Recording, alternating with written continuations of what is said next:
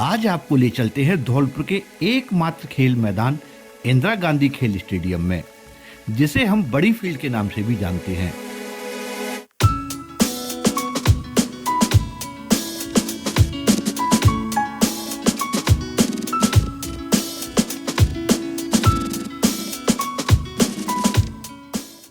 आज आपको चारों ओर बाउंड्री वॉल, बड़ी दर्शक दीर्घा, समतल मैदान दिखाई दे रहा है। लेकिन 2012 से पहले यह मैदान ऐसा नहीं था। पहले इसकी बाउंड्री वॉल जगह जगह से टूटी हुई थी। लोग और जानवर मैदान में घूमते रहते थे। दर्शकों को बैठने के लिए भी कोई व्यवस्था नहीं थी। खिलाड़ियों के लिए ग्रीन और चेंजिंग रूम नहीं थे। खेलने के लिए अच्छी फील्ड नहीं थी। और तो छोड़िए, प्रशासन और खेल विभाग को यह तक पता नहीं था कि यह मैदान किसके अधीन आता है। तभी 2012 में नगर परिषद के सभापति बने रितेश शर्मा की नजर बड़ी फील्ड पर पड़ी। दरअसल कई खेल संघ और खिलाड़ी बड़ी फील्ड की समस्याओं को लेकर रितेश शर्मा से मिले और उन्हें समस्याओं से अवगत कराया। मैं नया नया चेयरमैन बना था और मैं देखता था कि बड़ी फील्ड के अंदर कुछ कार्यक्रम जब भी होते थे तो हमारे पास सफाई के लिए लोग बाग आते थे कि सर इस ग्राउंड की सफाई कराई जाए। तो नगर परिषद कराती आ रही थी, शुरू से कराती आ रही थी, तो रूटीन में हो रहा था। फिर मेरे मन में ख्याल आया कि क्यों ना इस बड़ी फील्ड को विकसित किया जाए, कि ले दे के पूरे धौलपुर के अंदर ले दे के एक ही ग्राउंड है जहाँ पे सभी बच्चे खेलते हैं, सभी खिलाड़ी खेलते हैं। सो मैंने जानकारी करी कि इसका जिम्मेदार कौन है, इसकी देखभाल कौन करता है, इसका रखरखाव कौन करता है, इसको लेकर निर्णय कौन लेता है। तब रेवेन्यू डिपार्टमेंट से जानकारी करी तो पता पड़ा कि इसका तो कोई धनाधोरी नहीं था इस ज़मीन का। सिर्फ इंदिरा गांधी स्टेडियम के नाम से ये लोग चर्चा करते थे, लेकिन एज सच इसकी कोई जवाबदेही लेने वाला कोई विभाग नहीं था। और इसमें विकास करने की दृष्टि से पहले ही ज़रूरी था कि इसकी कोई जिम्मेदारी, इसको कोई इसको अपने अंडर में टेक ओवर करे। तो प्रायोरिटी पे हमने सबने सलाह करी। हमने उसके बाद ये निर्णय लिया कि इसमें हम प्लान बनाते हैं। इसके बाद तत्कालीन सभापति रितेश शर्मा ने अधिकारियों और पार्षदों से सलाह मशवरा लेकर बड़ी फील्ड को नगर परिषद के कार्य क्षेत्र में लेने का प्रस्ताव पास किया। बड़ी फील्ड का एस्टीमेट तैयार करवाकर नगर परिषद से बजट पास करवाया। इसके बाद शुरू हुआ बड़ी फील्ड का कायाकल्प पलटना। सबसे पहले दर्शक दीर्घा बनवाई गई। यह दर्शक दीर्घा दिल्ली के एक आर्किटेक्ट के द्वारा तैयार करवाई गई।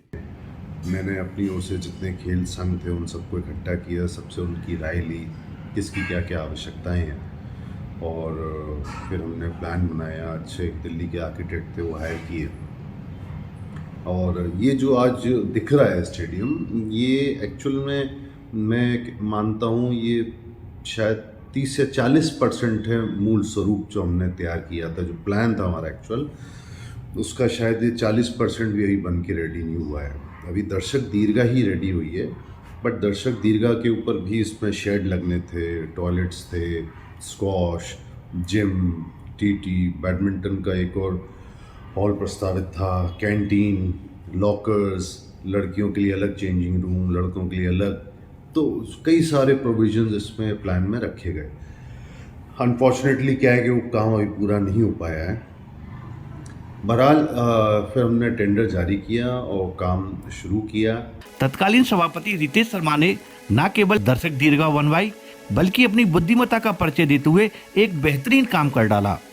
दरअसल उस समय बड़ी फील्ड का ग्राउंड नीचा था, जिसके कारण खिलाड़ियों को खेलने में दिक्कत पेश आती थी। जब बड़ी फील्ड में काम चल रहा था तो उसी समय धौलपुर में नेशनल हाईवे 3 पर भी काम चल रहा था, जिसके निर्माण के लिए खुदाई हो रही थी, जिसकी मिट्टी को वहां से फेंका जा रहा था। सभापति रितेश शर्मा ने हाईवे अथॉरिटी के अधिकारियों से मुलाकात की और हाईवे से निकलने वाली मिट्टी को बड़ी फील्ड में डलवा दिया। इसके साथ ही हाईवे निर्माण में लगी कंपनी की बड़ी बड़ी मशीनों से फील्ड में मिट्टी फैलाई गई और उसको समतलीकरण किया गया।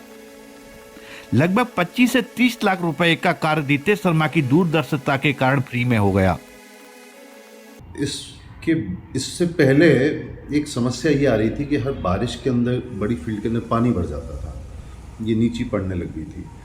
तो मेरा थोड़ा दिमाग, कि फंड्स की तो शॉर्टेज हमारे पास शुरू से रही, तो हमने सोचता क्या करें, ऐसे सस्ते में काम हो जाए। लकीली उन दिनों नेशनल हाईवे का काम चल रहा था, या आगरा धौलपुर हाईवे का। तो वहाँ से मिट्टी ये लोग उठा के कहीं और डंप कर रहे थे, फेंक रहे थे, एक्सकेवेशन हो रहा था रोड का। मैंने मौजूदा कलेक्टर राम खिलाड़ी जी थे, उनसे मैंने हेल्प मांगी और उन्होंने इस पर मुझे कोऑपरेट किया। उन्होंने कंपनी वालों को डायरेक्ट किया, उनको निर्देशित किया कि भाई आप जो मिट्टी इधर उधर फेंक रहे हैं तो क्यों ना उस मिट्टी को आप बड़ी फील्ड के अंदर ही डाल दिए। तो फिर हुआ ये कि दिन के अंदर तो डंपर्स आ नहीं सकते थे शहर के अंदर, तो हमने फिर रात के 9 बजे बाद ये 2-3 रातें ये काम चला था। और मेरा अनुमान है शायद 1000-1500 डंपर्स बड़ी फील्ड के अंदर डाले गए थे। और जो उस टाइम जो लेवल था फील्ड का, उससे शायद इसको 1-1.5 फुट ऊंचा किया गया था। जो रात में जो काम चलता था मिट्टी का डंपिंग, बड़े बड़े डंपर्स थे जो मिट्टी को डाल रहे थे।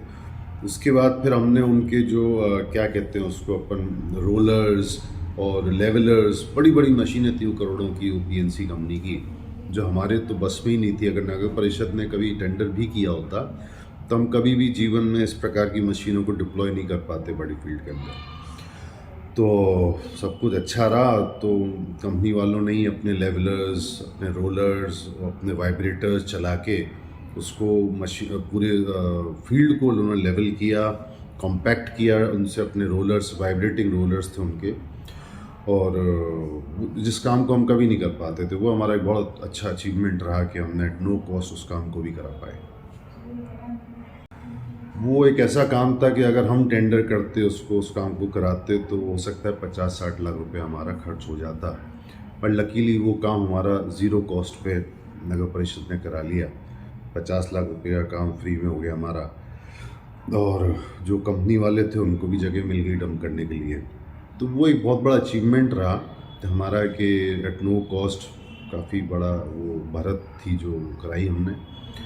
और बस एक थोड़ी सी एक मन में टीस रह गई है कि जो जिस तरीके से, जिस रूप में स्टेडियम को देखना चाहता था, तो मैं अपने कार्यकाल में पूरा नहीं करा पाया और समय मेरे लिए कम पड़ गया, फंड्स की शॉर्टेज रहती थी। फिर मैं एक नींव छोड़ दी है। अब आने वाले चेयरमैन या जो भी जिम्मेदार लोग होंगे इस पीढ़ी को आगे उठाएं, आगे ले जाएं। आज बड़ी फील्ड में बच्चे क्रिकेट, फुटबॉल और हॉकी के साथ विभिन्न खेल खेलते हैं। बड़ी फील्ड खिलाड़ियों के लिए एक आदर्श ग्राउंड बन गया है। रितेश शर्मा और भी कार्य बड़ी फील्ड में कराना चाहते थे, लेकिन उनका कार्यकाल पूरा हो जाने के कारण वे कार्य प्लान में ही रह गए।